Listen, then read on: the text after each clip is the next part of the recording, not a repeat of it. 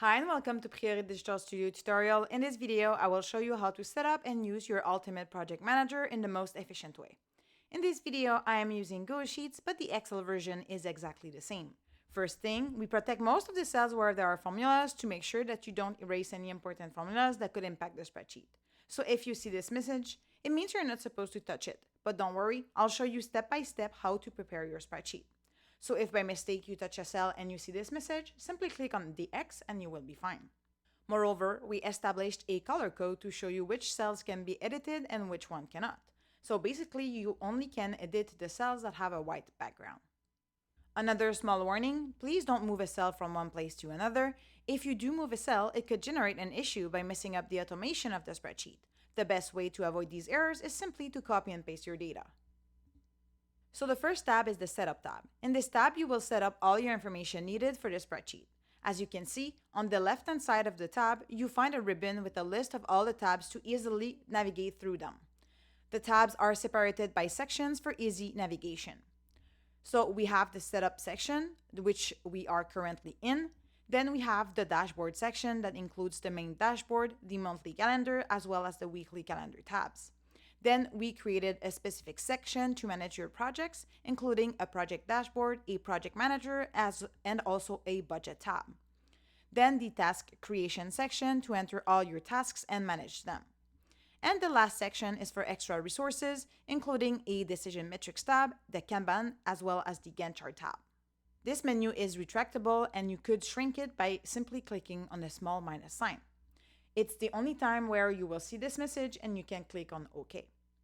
Then if you want to see this menu again, you can simply click on the plus sign, click on OK, and it will reappear again. This menu is also clickable for easy navigation. So to easily access another tab of the spreadsheet, you could simply click on the tab name and the spreadsheet will automatically open this tab. So now let's return to the Setup tab. Here, you'll find several tables that are essential to configuring the rest of the spreadsheet, especially the drop-down menus used throughout the planner. The first step is to set your currency symbol. By default, it is set to the $sign, but you can change it to any symbol you prefer, and the entire spreadsheet will update automatically. So you simply have to type in your currency symbol.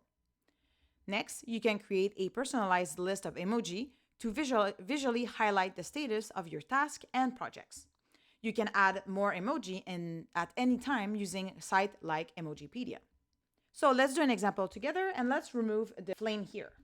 Let's go to Emojipedia.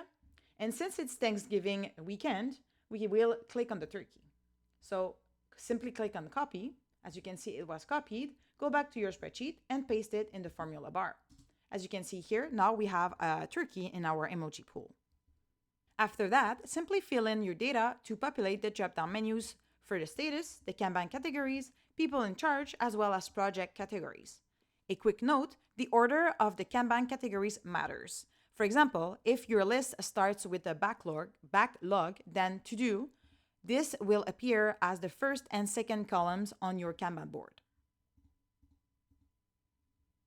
The final section of this tab is slightly different. Here, you can define your working days for the project scheduling as well as your holiday dates, which will automatically reflect in the Gantt chart. So for now, I'm going to skip the dashboard section, including the project dashboard, and instead focus on the project management section. We'll come back to the dashboard at the end of this tutorial. So let's take a look at the project manager tab. Before we begin, just be careful with this tab because it isn't protected. That's to make sure you can filter the data freely, but also means you should avoid deleting any formulas, especially those in cells with a gray background. If you notice that some dates are highlighted in red, it means that one or more variable tasks assigned to this specific project do not fit within the project's timeline. If the start dates is in red, it means at least one task begins before the project's official start dates. If the end date is in red, it means a task extends beyond the project's planned end date. At the top of the tab, you'll find helpful project statistics, such as the distribution of statuses and the distribution by project manager. On the left-hand side, you'll also see the total number of completed projects and the number of projects due today. And just below that, you'll find a small feature that lets you highlight any projects for quick research. The selected projects will instantly be highlighted in blue. So let's take an example together and enter some data in the spreadsheet. So in the project name, simply type in the project's name. So Apollo project, for example. So here's a small difference if you're using Google Sheet or Excel. So if you're in Google Sheet like this one, you can simply double click on the cell and you will see a small calendar. Simply click on the date that you want to select. If you are in Excel, however, you will have to type in the date because this small calendar feature does not exist, unfortunately. As you can see here, the gray column is totally automated. Then for the priority, simply use the drop-down menu to select the priority. The progression is typed in. Then use the drop-down menu to select the status. For the description, you can simply type in something. Same thing for the person in charge, use the drop-down menu. Same thing for the project category, you simply have to use the drop-down menu. As for the budget, expenses, revenue, and profit column, we will leave them empty and we will give you a better example using the project budget a little bit later in this tutorial. So now let's take a small example and filter our projects. So let's filter by the status. So simply click on the inverted triangle, then clear everything. And we want to see only our overdue projects. So simply click on overdue and then OK. As you can see here, it seems like we have around 5 projects that are overdue. If you want to remove the filter, simply go back to the filter and then select all and then click on OK. And as you can see, all your data will reappear. So now let's take a look at the project budget tab. This tab is designed to help you define your project's budget and track expenses so you can easily see whether you're staying financially on track. Just keep in mind, this tab is built to monitor one project at a time, so if you want to track several projects at the same time, you'll simply need to duplicate the tab. At the top of the page, start by selecting the project you want to analyze. Once you do that, all the relevant project data is automatically pulled in. After that, you can select your task using the drop-down menu. Only the task linked to the selected project will appear. The description, status, start date, and end date will autofill, and you can manually add the planned start date if needed. When everything is set, you'll see 3 main sections for building your project budget: labor, materials, and fixed costs. All of these feed into the balance section at the end, giving you a clear summary of your total costs. This makes the tab especially useful if you need to prepare a quote for a client. In the labor section, simply enter the number of hours you expect to work on each task and your hourly rate. The total labor cost will be calculated automatically. And if you use different hourly rates, no problem. You can spread the same task across multiple rows. The material section works the same way. Just type in the number of units and the unit price, and the spreadsheet handles the total for you. For the fixed cost, you'll find 3 simple columns where you can list things like travel expenses or equipment fees. All these totals are automatically included in the balance section, so you can see the full financial picture of your project. The goal of this tab is to compare your actual cost with your planned budget. To fill in the real column, simply scroll to the right and enter your expenses in the expense tracker table. Add each real expense by entering the date, selecting the related task, and type in the amount. Once both the budget and real columns are filled in, the different column and the progress indicators will update automatically. You'll also see a column marked with a percentage symbol. This shows how much each task contributes to the total project expenses. So in this example here, we see 27% for the task called user training session. So the 24% for this task specifically means that it's 20% of the whole project. However, we can see that this task specifically is very expensive since it's 160% more than the planned budget. After completing this tab, it's best to return to the Project Manager tab and enter the project's budget, expenses, and revenue. The profit will be calculated automatically. So let's take an example together and base these on these numbers here. So let's go back to our Apollo projects. Let's say the budget is 14,000 and something. So let's type in the number here. It was 14,625. And then let's enter the expenses, which are $4,500. The revenue will depend on how much you invoiced your client, for example. So let's say for this specific project, we invoiced the client for about $10,000. So as you can see here, for this project, the profit is more than $5,000. The task creation section is divided into 4 tabs.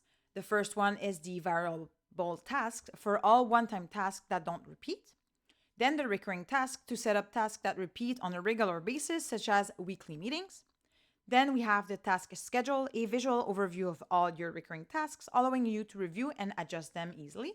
And then finally, we have the task filter, a comprehensive view that combines both variable and recurring tasks with powerful filtering and sorting options to help you stay organized. So now let's explore the variable task tab, which offers a user-friendly interface. First thing, be careful because this tab is not protected to allow you to filter. So make sure to never erase any important formulas that are in cells with a gray background. You simply need to select a project and a phase for your tasks and then enter your task and description. Assigning a phase in your project to your task is not essential, but it is mandatory to correctly display your task in the Gantt Chart tab. If you do not have specific phases for your task and you want to visualize your projects in the Gantt chart, then you can simply assign phase 1, for example.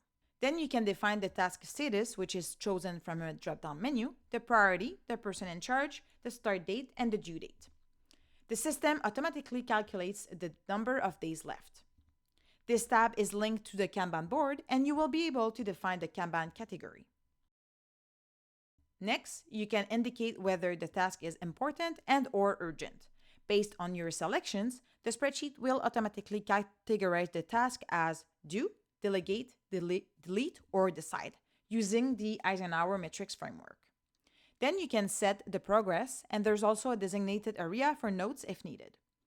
Upon completing a task, you can mark it by checking the checkbox on the left side of the table, resulting in a strike-through effect.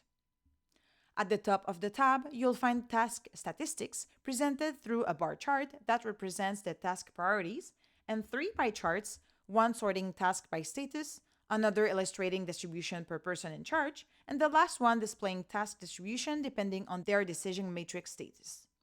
You also have on the left-hand side the possibility to highlight a task to do a quick research, as well as the overall number of completed tasks and the number of tasks due today.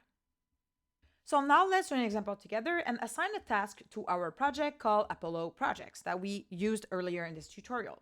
So simply use the drop-down menu to find your project's name, then use the drop-down menu to select the phase. Let's say it's phase 1, and let's say the task is simply send an email to our client. Then you could write a description. This is not necessary, it's an easy task. Use the drop-down menu for the status, use the drop-down menu for the priority, use the drop-down menu for a person in charge. Then simply assign a start date as well as a due date. It could be the same day or it could be different days. As you can see here, the number of days left is calculated. As you can see here, when we select today's date, it's also highlighted in green for easy organization. Then use the drop-down menu to select the Kanban category. And then you can tick if this task is important or urgent. And the decision will be automatically done for you as to do, to delegate, to delete, or to decide. Then you can type in the progress as well. As for the filters, it works exactly the same as the project manager in this specific tab. Simply select all the data that you want to see and it will appear for you. Now let's take a look at the recurring task tab. This tab allows you to set up all your recurring tasks over the year. Typically, these tasks are always the same every week or every month, and they do not take a lot of time to do. This way, you'll be able to enter just one row for these tasks instead of having to do so weekly, for example. So the first thing to do is to select a project for your task. Then enter a task name, set a frequency for these tasks, and enter a description. Then you could define the priority, the person in charge, and define if the task is important or urgent, like in the variable task tab. Once this is done, simply enter the due date of the first task and enter an end date if there is one. So let's enter a task name, let's say Monday meeting. Then use the drop-down menu to select the frequency. So let's say every week. We could write a description, use the drop-down menu to define the priority, the person in charge, and then tick the box if it is important or urgent. And then define the first date. So this is a Monday meeting, so we will define it on Monday. Then let's say this specific project will finish at the end of January. Then we will have an end date for the end of January, let's say the last Monday of January, which would be January 26th. On another important note, if you have, for example, a meeting like the Monday meeting every day of the week from Monday to Friday, what you'll have to do is basically to log it 5 times. So you'll need to log a separate task for each day of the week from Monday to Friday and set the frequency to weekly. This is how the spreadsheet is designed to handle daily tasks in the simplest way. So now let's take a look at the recurring task schedule tab. First thing, be careful because this tab is not protected to allow you to filter it. So make sure to never erase any formulas that are located in the cells with the gray background. In this tab, you have the summary of your recurring tasks sorted by date. This tab only displays your recurring task and not the variable ones. Cells with a gray background are totally automated and all your recurring tasks appear here chronologically sorted. However, the white columns are not automated and will not shift accordingly as they do not contain formulas. If you need to do any modification to a task concerning the date, the priority, the person in charge, or the final decision, you could simply indicate the modification in these 4 columns on the right-hand side. You also have a column to add a status to your tasks. Be careful if you add a new task in the Recurring Task tab. All gray cells may shift down to maintain chronological order. However, the white cells on the right side are not automated and will not move with the rest of the row. To avoid misalignment, we recommend adding new recurring tasks only after the last filled row. Once everything looks correct, you don't need to make any other changes. When a task is completed, simply tick the checkbox under the Done column. You also have 7 powerful filters that lets you display only what you want to see. For example, if you want to view only your high priority tasks, just select High in the priority filter.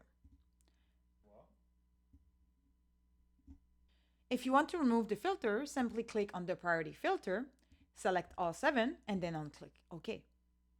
For Excel users, this tab works a bit differently because these advanced filters are unfortunately not available. Instead, you'll find a standard filter at the top of the table, which functions the same way for sorting and filtering your tasks. Now let's take a look at the Task Filter tab. First, be careful. This tab isn't protected, so you can freely filter it, but make sure not to delete any formulas. This tab lets you filter every single task in your system, including both variable and recurring tasks. By default, all tasks are sorted chronologically by due date. The filtering works exactly the same way as the Project Manager tab and the variable tasks, making it quick and intuitive to use. As you can see here, we filter our task by status as well as importance. So only tasks with these both parameters are showing. To remove the filter, we do as usual, simply select all 2, same thing for the status, select all 9, and then click on OK. As you can see, all the data will reappear. Now let's explore the Extra Resources section.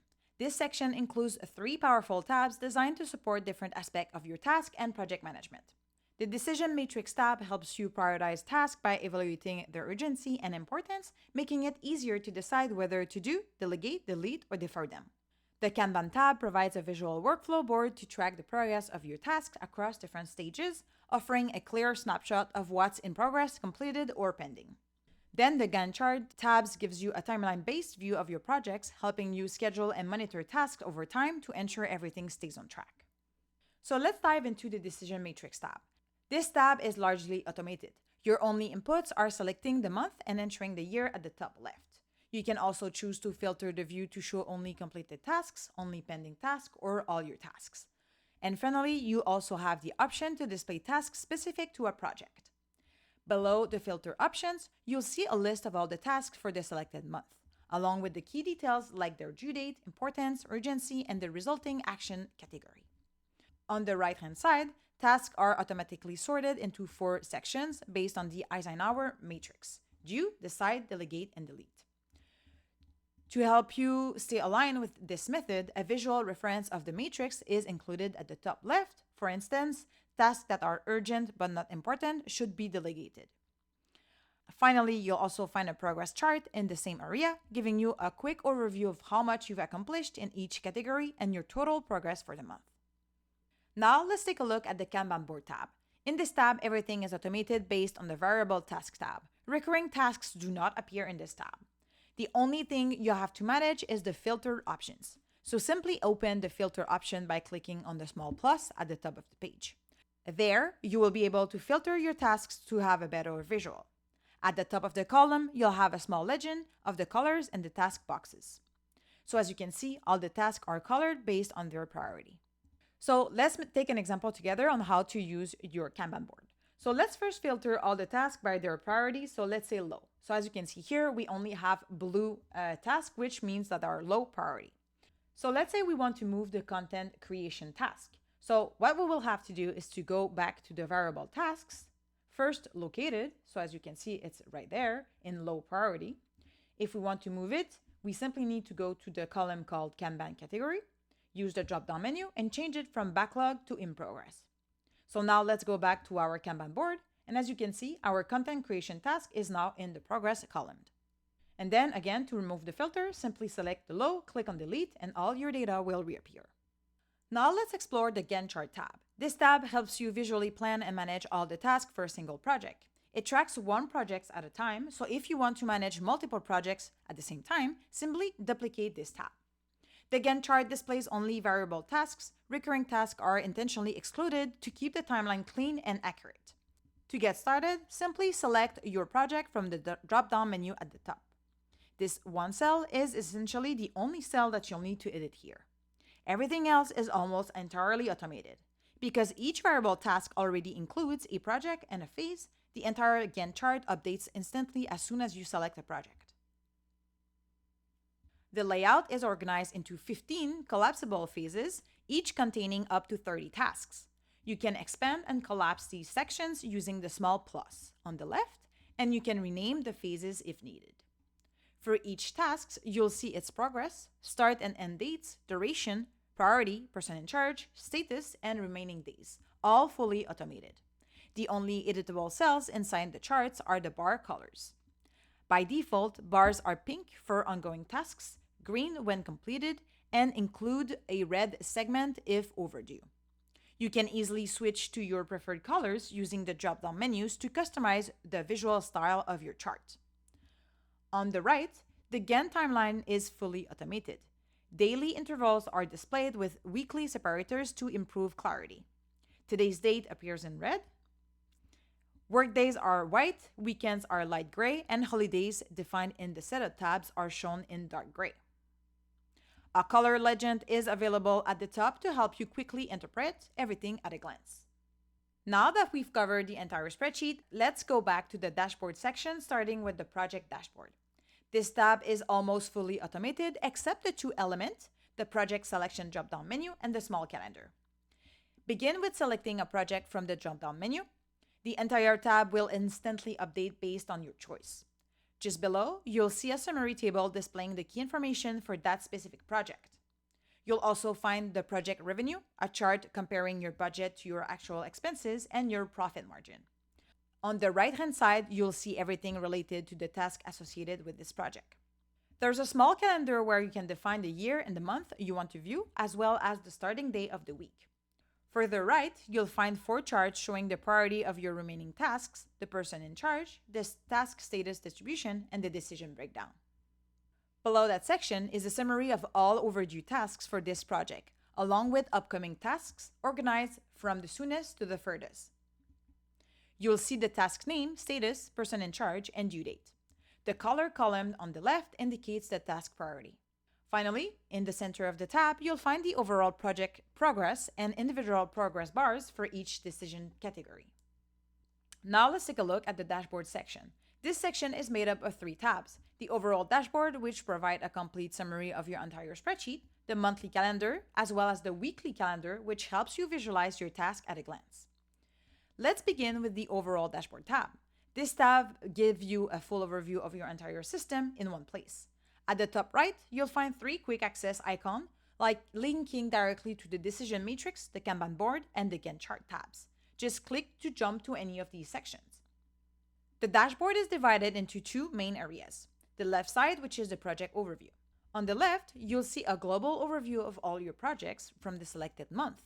The entire section is driven by the calendar setup table. Once you choose the year and the month you want to display, the small calendar below updates to show all days with at least one task due.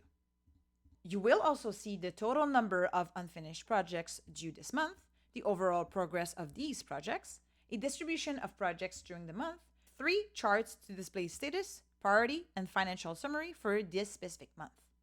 Below this area, you'll find a list of all your unfinished projects for the month. Overdue projects appear in red, current and upcoming projects appear in black. For each project, you can see the name, plan end date, number of days remaining, progress status, person in charge, and category. The color bar on the left indicates the project's priority level. Then on the right, you'll find your task progress for today, all of today's tasks that are still not completed, and just below, a list of all upcoming tasks sorted chronologically for easy planning. Now let's explore the monthly calendar tab. This tab includes a lot of features and possibilities and is really powerful. You could, for example, display tasks or projects, and the calendar will automatically adjust to display the according task or projects due to the selected month. Then simply enter the year and select the month you'd like to view. You can also customize the start date of the week to match your preference. Below, you'll find a small summary calendar. In this calendar, today's date is in bright blue and days with task or projects due are in light blue. Below this calendar, you'll find multiple filter options. If no filters are applied, all tasks or projects scheduled for the selected month will automatically appear in the calendar. Tasks and projects marked as done in their respective tabs will display a check mark in the first column and will be visually grayed out with a strike through for easy recognition. This update happens automatically when you mark a task as done in either the variable tasks or task schedule tab, or when you mark a project as done in the project manager tab. You'll also find a set of filter option. Select a specific project to display all the tasks specific to this project. This is only pertinent if you decide to display tasks in the calendar and not projects. Choose to display all tasks or projects, only completed tasks, or only those that are still due. Hide tasks with a specific status if desired. Select whether you want tasks to be color-coded by priority or by the Eisenhower decision category. This will update both the legend and the calendar color accordingly. Same for the filter. This is only pertinent if you selected tasks because the Eisenhower matrix only apply to tasks and not projects. At the bottom left of the page, your monthly progress is summarized so you can easily track how you're doing. You also have some space for notes. Each calendar day supports up to 7 tasks or projects. If more than 7 are scheduled, a warning will appear at the bottom of that day's cell. In this case, we recommend switching to the weekly calendar tab for a more detailed view. With this setup, staying on top of your monthly task becomes simple and intuitive. You can also print this calendar if you would like to. To do so, simply select all the calendar with your mouse, then click on the printing icon. Make sure that all the parameters are fine, so you need to click on selected cells. I think the page orientation is better in landscape, and then simply click on next. So now let's explore the weekly calendar tab. It is really simple. The weekly calendar works exactly the same as the monthly calendar tab. The only difference is that you can decide the exact day when you want to start the week. So simply type in the date, and as you can see, everything will update.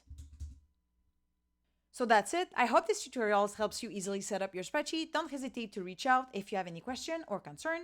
Follow Priori Digital Studio on YouTube for sneak peeks on our new templates.